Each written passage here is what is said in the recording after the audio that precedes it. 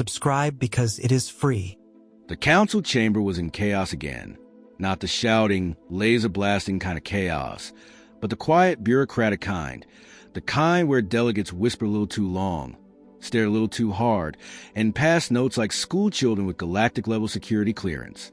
Gorlax of Yintrol 7, the council's keeper of secrets, observed everything from his circular desk, eyes half-lidded in what looked like boredom, but was actually precision-level surveillance.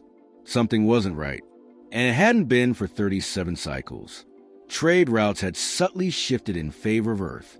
Proposal 18-9, which allocated development funds to emerging species, just happened to funnel 90% of the credits into human-run colonies.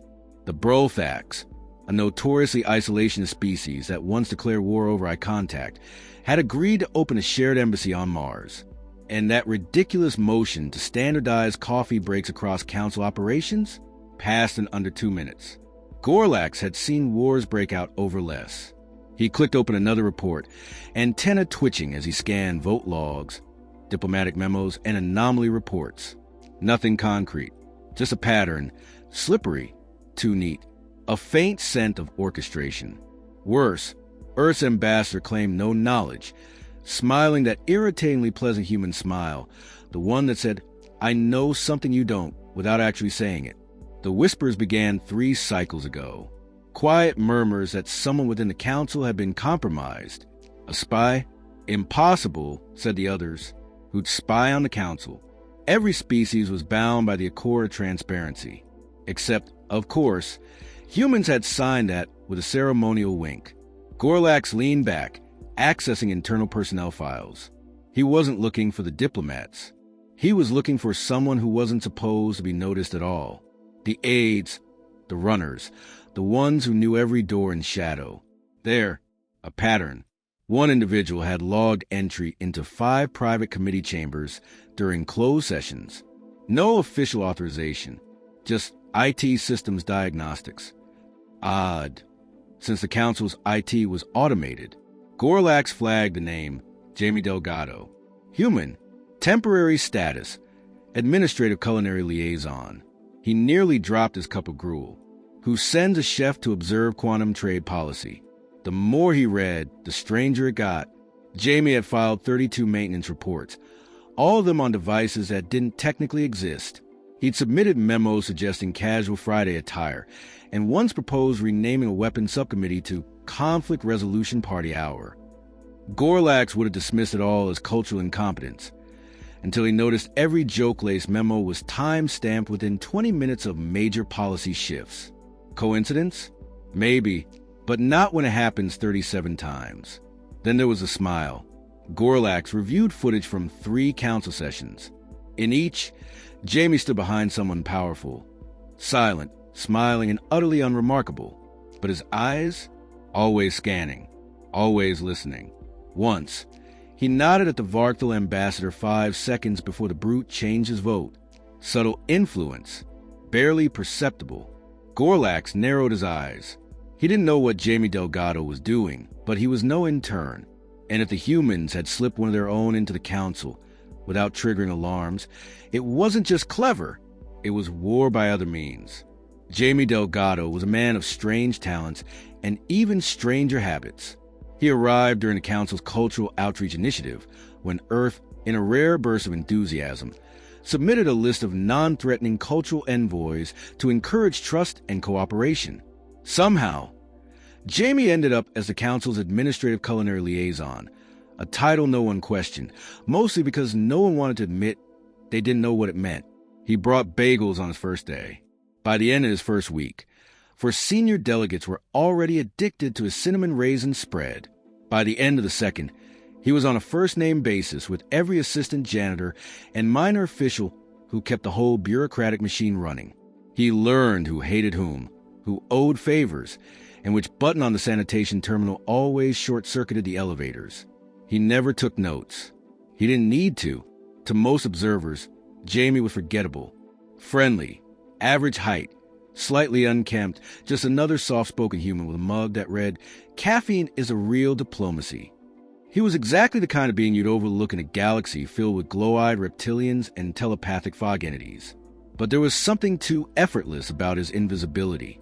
He didn't blend in. He designed his presence to vanish. He never argued. He asked questions. He smiled at meetings, brought snacks to tense negotiations, and made offhand comments that steered conversations just slightly off course. Always away from Earth's liabilities, always toward their advantage. It wasn't overt manipulation. That would have been spotted. No, this was soft pressure. He made jokes about galactic taxes that led to reworded trade laws. He once compared a treaty clause to an Earth board game, resulting in an amendment that, incidentally, favored Terran corporations.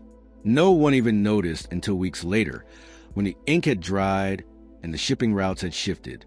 He once resolved a diplomatic standoff over asteroid mining rights by organizing an impromptu trivia night. No one remembered the details of the final agreement, but the Brit-Hari delegate still wore the novelty sash he'd won from answering a question about human sports. And Jamie was always watching. He remembered things no one else did. The third assistant from the Drellner Confederacy who missed her home moon's gravity. The security officer allergic to Alarian pollen. The voting patterns of obscure members with weak alliances. All stored. All leveraged. He never asked for anything. He merely offered help, a snack, a joke. He created goodwill the old-fashioned way, by being useful, disarming, and charming in a way that made you lower your guard. That's how he got in. He didn't break into the council's secrets with brute force or cutting-edge tech. He walked through the front door with coffee in one hand and harmlessness in the other. And before anyone knew what was happening, Jamie Delgado had become the single most well-informed person in the chamber. Not because he demanded access, because everyone told him everything without realizing they had. The napkin was what did it. A single, grease-stained napkin left behind in a recycling unit meant for organic waste. Gorlax wouldn't have noticed it if not for his habit of personally reviewing anomaly tags triggered by unauthorized material disposal. 99% were snack wrappers and empty caffeine pods. But this one, it was covered in scribbles. Half nonsense, half brilliance. At first glance, it looked like a doodle, a crude sketch of the council chamber, a poorly drawn alien cat, and the phrase Operation Croissant V2 written in Earth Standard ink. But under ultraviolet scan, Gorlax saw what lay beneath. Layers of micro-writing revealed projection models, vote behaviors, delegate fatigue cycles, and predicted emotional triggers. It was a psychological map of the council's next 6 weeks, disguised beneath breakfast pastry references. Jamie Delgado had been orchestrating policy shifts with the accuracy of a sniper and the flair of a sitcom character. He wasn't reacting to events. He was engineering them. The pieces fell into place rapidly. The Brolfax ambassador's sudden reversal on trade barriers, preceded by a private lunch with Jamie, where he'd served a dish nearly identical to one from the ambassador's childhood. The Ilari senator who unexpectedly proposed military research funding for Earth colonies? Jamie had accidentally included her in a council-wide meme thread the week before, one that gently mocked her past votes while bonding over the universal confusion of Terran bureaucracy. But Jamie never pushed. He nudged, suggested, shifted conversations at the perfect moment. He didn't control outcomes. He guided them, like a river stone altering the current. Gorlax traces movement patterns. Jamie had bypassed 7 classified terminals, not by hacking, but by casually asking someone to log in for projector calibration. He had direct proximity to over 24 ambassadors during private prep sessions. No one questioned it. He was always carrying a tray of something, always humming a tune, always harmless. Except he wasn't. The council issued an internal security audit. No one admitted fault. Jamie's access was technically legitimate, but it was his influence that terrified them. Not a single firewall had been breached. Not one piece of secure data had been stolen. All the damage was psychological, procedural. Decisions made under the soft, invisible weight of goodwill and rapport. Delegates began arguing, not about what Jamie had done, but how they hadn't seen it coming. The Zari claimed it was blackmail. The Norgon accused humans of deploying a mind-affecting agent through food. The Creel just muttered, "I like the muffins." And just like that, Jamie was gone. Disappeared mid-cycle, no trace left behind. His quarters were pristine.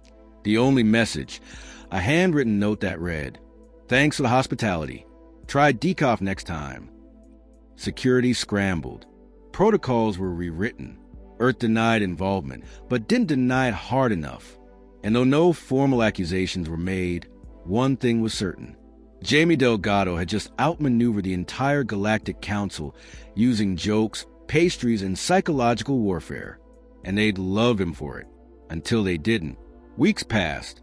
The Council tried to return to normal. But the shadow Jamie left behind refused to lift. Delegates eyed their aid suspiciously. Every pastry was scanned for influence spores. The phrase, "just being friendly," became a code read in half the internal memos. No one trusted a smile anymore, especially not from a human. Earth, of course, played the whole thing off with masterful innocence. "We're just proud our cultural exchange program made such a strong impression," their ambassador said, grinning like someone who absolutely knew what Jamie had done and would do it again. When asked if Jamie was acting under orders, he raised his hands. He was a temp. We barely knew him. But the galaxy knew better. Whispers about the muffin spy spread far and wide. Some said he'd been planted by Earth's Shadow Intelligence Directive, a group so secret that even Earth pretended not to fund it. Others believed Jamie was rogue, a chaotic neutral agent acting on pure instinct and an unhealthy caffeine dependency. The Drellner thought he was a prophet. The Creel declared Jamie a sacred title. The Ilari filed a motion to ban all forms of culinary diplomacy, defeated narrowly when someone pointed out that their own delegate had recently handed out candied seaweed before a vote. But the real legacy wasn't fear. It was respect, terrified respect. For centuries, the older species saw humanity as unpredictable, emotional, and technologically inferior. Dangerous, yes, but like a toddler with a laser cannon. Loud, messy, ultimately containable. Not anymore. Jamie Delgado had flipped that image on its head. He didn't threaten. He didn't conquer. He didn't even raise his voice. He infiltrated the heart of galactic power with charm, context awareness, and a freakish memory for social nuance. He'd wielded influence like a scalpel, not a sword. And he'd won. That realization spread slowly but deeply. If Earth could produce one Jamie, it could produce more. And worse. What if he wasn't the best they had? What if he was just the first? So the council began changing. Security protocols tightened. Non-voting personnel were restricted. Food sharing across species was regulated. But in quiet corners, council members began hiring human consultants. Not spies, just advisors, observers. People who knew how humans thought, how they operated. Because no matter how much the council pretended to hate Earth's methods, one truth had burned itself into every nervous delegate's mind. They worked. Somewhere on a distant outpost, Jamie Delgado sipped mediocre station coffee and chuckled at a galactic news feed debating his existence. He wasn't hiding. He was just between jobs. He adjusted his name tag, now reading Logistics Advisor, Planetary Ethics Oversight, and walked into his next assignment with that same unassuming smile. The galaxy had rules. Jamie had read them. He just preferred rewriting them when no one was looking.